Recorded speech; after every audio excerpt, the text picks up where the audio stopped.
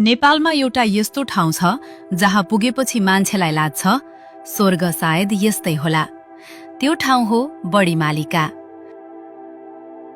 सुदूरपश्चिमको बाजुरामा रहेको बडीमालिका केवल मन्दिर होइन, यो आस्था र प्रकृतिको अद्भुत संगम हो। बादलमाथि फैलिएका हरिया पाटन, खुला आकाश, चिसो हावा र टाढासम्म देखिने पहाड, यहाँको दृश्य हेर्दा थकान पनि हराउँछ।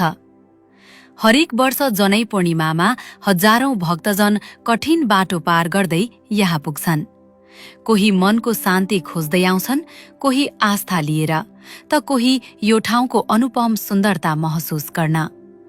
बडीमालिका पुगेपछि एउटा कुरा महसुस हुन्छ, केही ठाउँहरू केवल हेरिँदैनन्, मनभित्र अनुभव गरिन्छ। बडीमालिका केवल गन्तव्य होइन, यो आत्मालाई छुने अनुभव हो।